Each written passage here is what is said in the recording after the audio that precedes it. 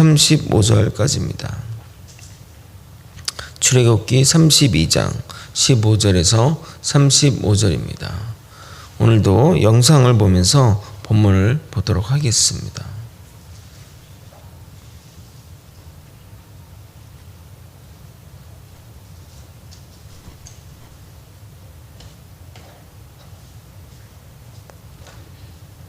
소리가 안 나오는 것 같아요.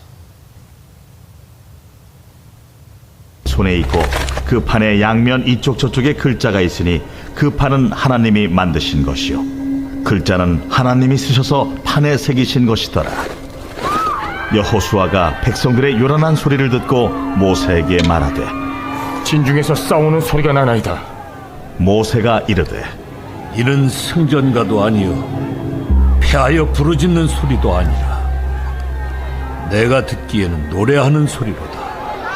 진에 가까이 이르러 그 송아지와 그 춤추는 것들을 보고 크게 노하여 손에서 그 판들을 산 아래로 던져 깨뜨리니라. 모세가 그들이 만든 송아지를 가져다가 불살라 부수어 가루를 만들어 물에 뿌려 이스라엘 자손에게 마시게 하니라. 모세가 아론에게 이르되 이 백성이 당신에게 어떻게 하였기에 당신이 그들을 큰 죄에 빠지게 하였느냐? 아론이 이르되 내 주여 노하지 마소서. 이 백성의 악함을 당신이 아나이다. 그들이 내게 말하기를 우리를 위하여 우리를 인도할 신을 만들라. 이 모세 곧 우리를 애굽 땅에서 인도하여 낸 사람은 어찌 되었는지 알 수 없노라 하기에 내가 그들에게 이르기를 금이 있는 자는 빼내라 한즉 그들이 그것을 내게로 가져 조각칼로 새겨 송아지 형상을 만드니 그들이 말하되 이 슬프도소이다. 이 백성이 자기들을 위하여 금신을 만들어 싸우니 큰 죄를 범하였나이다. 그러나 이제 그들의 죄를 사하시옵소서. 그렇지 아니하시오면 원하건대 주께서 기록하신 책에서 내 이름을 지워버려 주옵소서. 누구든지 내게 범죄하면 내가 내 책에서 그를 지워버리리라. 이제 가서 내가 네게 말한 곳으로 백성을 인도하라. 내 사자가 네 앞서 가리라. 그러나 내가 보응할 날에는 그들의 죄를 보응하리라. 여호와께서 백성을 치시니 이는 그들이 아론이 만든 바 그 송아지를 만들었음이더라. 아멘. 모세가 돌이켜 산에 날씨가 갑자기 추워져서 오시는데 좀 고생 많이 하신 것 같습니다. 그럼에도 불구하고 이렇게 예배를 사모하셔 오신 여러분을 환영합니다. 오늘은 우상 숭배의 결과로 징계를 받는 이스라엘 백성들의 모습을 보게 됩니다. 교회의 문화 중에 우리가 경계해야 할 것은 받는 것은 당연한 것으로 생각하지만 뭔가 싫은 소리를 하거나 죄에 대해 견책하는 것에 대해서는 거부감을 느낍니다. 교회의 이러한 문화들을 은혜의 만능주의라고 말합니다. 교회의 일은 은혜로 해야 된다고 강조하는데 인간의 본성이 악한데 어떻게 은혜로만 하겠습니까? 잘못해도 용서와 은혜, 문제를 일으켜도 용서와 은혜, 사랑을 너무나도 강조하는 겁니다. 그러나 성경에 보게 되면 이렇게 잘못에 대해서 매우 강력하게 엄하게 다스린다는 것을 볼 수 있습니다. 만약 하나님의 율법이 이런저런 기준 없이 행해졌다면 기독교는 금세 다른 문화에 동화되어 또 흔적조차 없어질 것입니다. 나라의 흥망성쇠도 동일합니다. 처음에 나라를 세우면 나라의 법을 체계를 정확하게 세우고 또 건국 이념대로 계속해서 나아갔다면 그 나라가 없어지지는 않았을 것입니다. 그러나 시간이 흐르면서 법 체계가 느슨해지고 또 관리들이 부패하고 법 적용이 제대로 되지 않으면서 나라는 패망의 길로 가게 되는 겁니다. 오늘 본문을 보게 되면 우상 숭배의 결과로 엄청난 사륙이 진행이 됩니다. 만약 너무 잔인하다고 생각되신다면 반대로 이렇게 생각해 주셨으면 좋겠습니다. 모세의 기도가 없었다면 이 우상 숭배로 인해 전 인류가 멸망할 뻔했다는 사실을 말입니다. 더불어 하나님이 우상 숭배를 그렇게도 싫어한다는 사실도 우리는 명확하게 기억해야 될 겁니다. 분명 이스라엘 백성들은 하나님의 음성으로, 하나님이 직접 말씀하시는 음성으로 어떠한 형상도 만들지 말라는 말씀을 들었습니다. 그래서 그 목소리가 무섭다며 이후로부터는 모세를 통해서 이야기해달라고 부탁할 정도로 추상 같은 하나님의 목소리로 들었음에도 그들은 형상을 만들었다는 것입니다.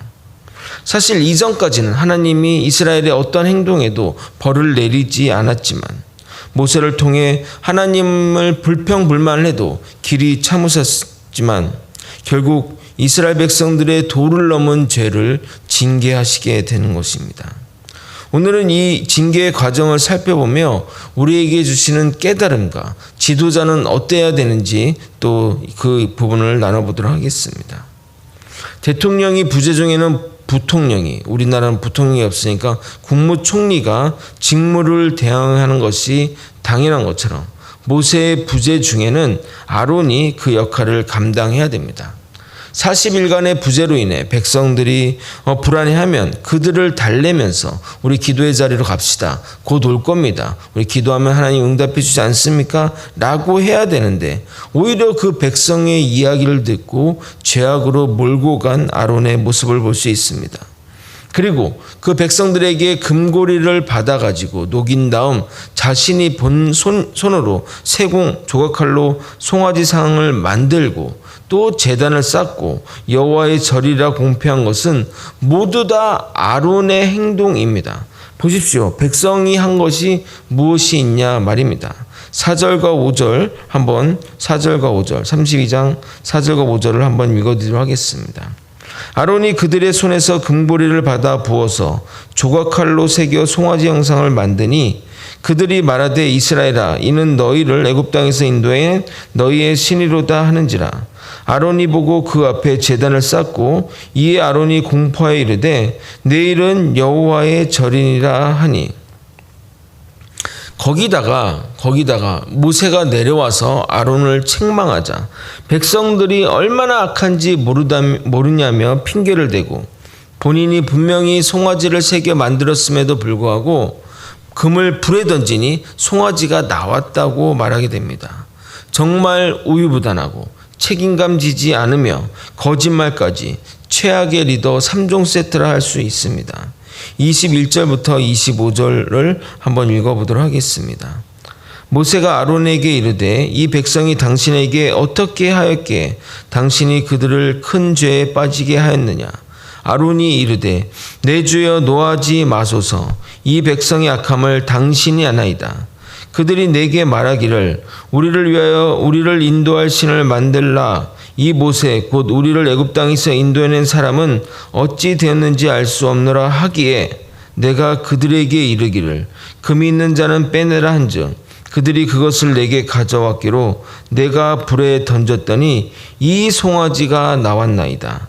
모세가 본즉 백성이 방자하니 이는 아론이 그들을 방자하게 하여 원수에게 조롱거리가 되게 하였습니다.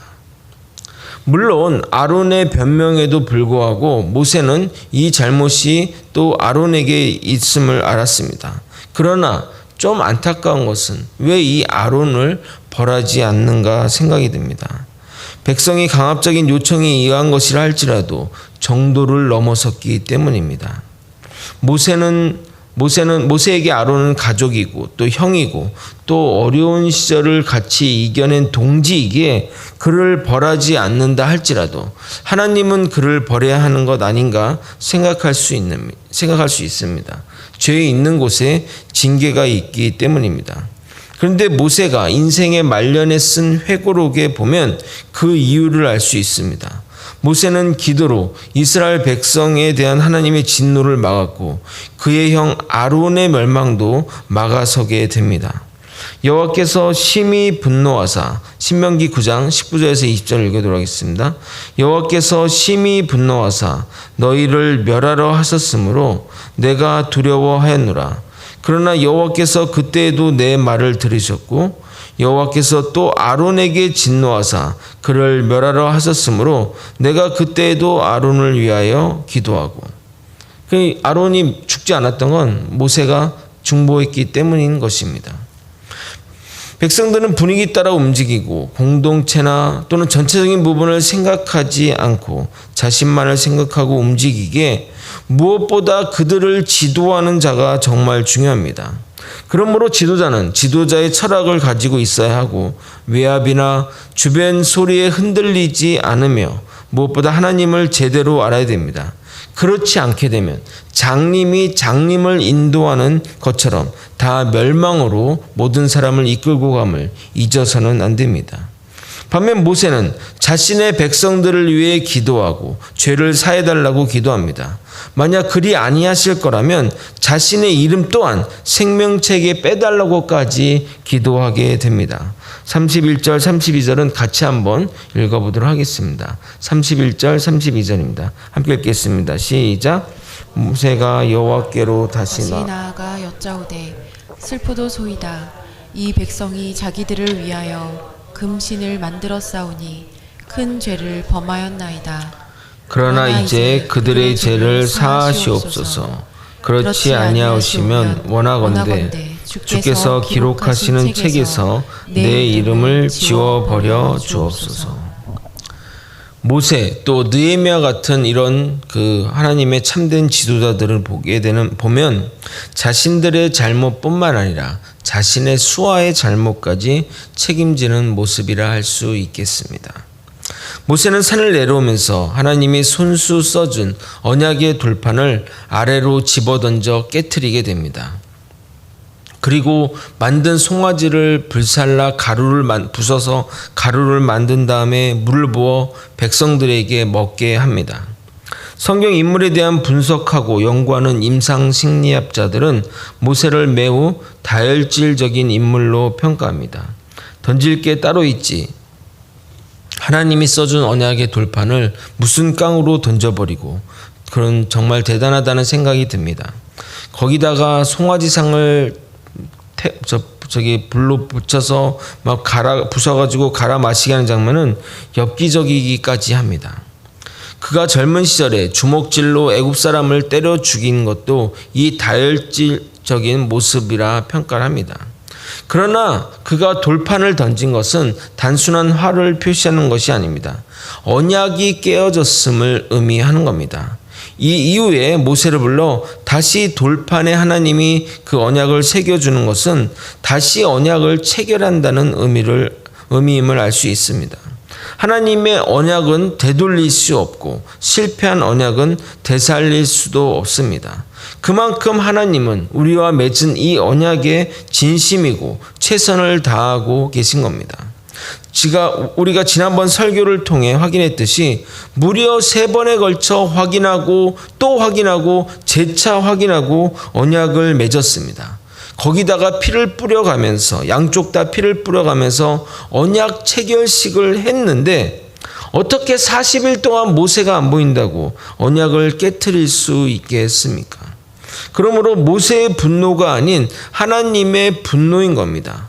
아론이 죄악으로 이끌었지만 송아지상을 세우고 제단을 쌓고 그 앞에서 제사를 드리고 춤추고 노래하는 그 죄악의 흐름 가운데 반대의 소리나 이렇게 해서는 안 되는 거 아닙니까? 라는 이야기가 하나도 없이 너무나도 순조롭게 죄의 흐름에 빠져들은 이스라엘의 백성의 모습입니다. 이에 화가 난 하나님은 이들을 멸절하기로 결정했으나 모세가 막았었고 또 나중 기록에 보게 되면 이후에 또 모세가 40일간 금식하며 회개 기도했기에 하나님이 화를 거두고 모세에게 징벌을 맡깁니다. 그리고 알다시피 모임의 주동자인 3,000명의 사람을 또 멸절함으로 하나님의 화를 대신하게 됩니다. 전체 이스라엘 백성들을 대신한 3,000명이라는 적은 누룩을 제거한 것이나 마찬가지입니다. 결국 이 사건을 계기로 하나님은 이스라엘 백성들과 동행하기를 거부하시게 됩니다. 34절을 읽겠습니다. 이 표현이 이제 33장에 보면 이제 이 표현이 그 의미인데 제가 설명드리도록 하겠습니다. 이제 가서 내가 네게 말한 곳으로 백성을 인도하라. 내 사자가 내 앞서 가리라. 그러나 내가 보응하는 날에는 그들의 죄를 보응하리라. 이 말이 뭐냐면 이제 네가 이제 끌고 가라. 내가 천사들은 앞으로 보낼 테니까 네가 끌고 가라. 그러나 너의 그 지은 죄에 대해서는 너희들이 지은 죄는 나중에 그것을 보응하겠다는 말입니다. 혹여나 하나님 이렇게 하시는 이유는 혹여나 이스라엘 백성들의 죄를 눈앞에서 보게 되면 그들을 멸하실까 염려하여 이스라엘 백성과 동행하지 않기로 결정하게 하신 겁니다. 그러므로 하나님이 우리와 동행하심도 사랑이시요 동행하지 않음도 사랑입니다. 그러나 동행하지 않는다 할지라도 하나님은 자신의 천사를 미리 보내 그들의 앞길을 지켜주십니다. 또한 나중에 이 얘기도 덧붙입니다. 나중에 너희들의 죄악을 또 징벌하시겠다고 말씀합니다. 이때부터 하나님과 인간의 사이가 멀어지게 대한 결정적인 어떤 시점이라 생각됩니다. 그러나 인간의 입장에서는 하나님의 동행이 정말 축복인데 아쉬운 상황입니다. 물론 죄인의 입장에선 하나님의 동행이 불편할 수 있지만 말입니다. 그러나 죄의 판결이 유예된 것이지 소멸된 것이 아님을 우리는 반드시 깨달아야 합니다. 사실 죄를 지었을 때 바로바로 혼이 나면 죄와 멀어지게 됩니다. 하지만 이렇게 죄에 대한 판결을 유예하게 되면 인간은 걸릴 때까지 벌 받을 때까지 하는 성향이 있습니다. 여러분 뭐 이렇게 어떤 뭐 매덕을 횡령했거나 또 몇 건을 계속했던 그 차기 사람들이 안 걸리니까 계속하는 거예요. 안 걸리네? 그러면서 뭐 회사 돈을 계속 갖고 가고 뭐 나쁜 짓을 계속하는 건 그 인간의 본성이 그렇다는 겁니다. 안 걸리니까 계속 안 걸릴 줄 안다는 겁니다. 적당한 때 만약 빠졌으면 또 괜찮을 수 있는데 그렇게 되지 않는다는 겁니다. 결국 호미로 막을 것을 가래로 막고 바늘 도둑이 소 도둑이 되는 겁니다. 길이 참으시는 인내를 시험하는 자들이 되는 겁니다. 우리가 우리의 죄악으로 인해 하나님을 떠나보내는 우를 범하지 않는 자들이 되기를 예수님의 이름으로 소망합니다. 말씀을 정리하겠습니다. 죄악에 대처하는 두 지도자의 모습을 보았습니다. 한 명은 책임을 회피하고 핑계와 거짓으로 일삼고 다른 한 명은 본인이 생명책에서도 사라져도 좋으니 이 백성의 화를 내리지 말아달라고 기도하였습니다. 하나님은 의인의 기도를 들어주셨습니다. 우리 또한 기도로 주님의 은혜를 구해야 할 것입니다. 그러나 동시에 우리는 하나님이 이 죄에 대해 징벌하시는 분임을 잊어서는 안 됩니다. 반드시 죄에 대해 보응하시는 분이십니다. 그것이 율법을 세우는 비결이고 하나님의 나라를 세우는 비결인 것입니다. 하나님과 동행하려면 내 안에 죄악을 멀리하고 죄악을 물리치고 세상의 죄악을 멀리하며 정결하고 바르게 살아야 할 것입니다. 성경 속 재앙은 나랑 상관없는 일로 여기지 말고 저 이야기가 내 이야기라 여기며 살아가기를 소망합니다. 우리의 죄악을 길이 참으시는 주님을 신뢰하며 살아가는 저와 여러분이 되시길 예수님의 이름으로 소망합니다. 기도하시겠습니다. 하나님이 길이 참으시고 인내하시는 가운데 아버지 그럼에도 불구하고 우리의 죄악은 결국 심판의 날에 심판받게 됨을 깨닫게 하여 주시옵소서. 주님과 동행하며 죄악을 멀리하는 믿음의 바른 서클의 삶을 살아갈 수 있게 도와주시옵소서. 그럼에도 불구하고 우리가 연약하여 죄를 지으면 하나님께 기도로 나아가 용서해달라고 우리가 기도하는 자가 되게 도와주옵소서.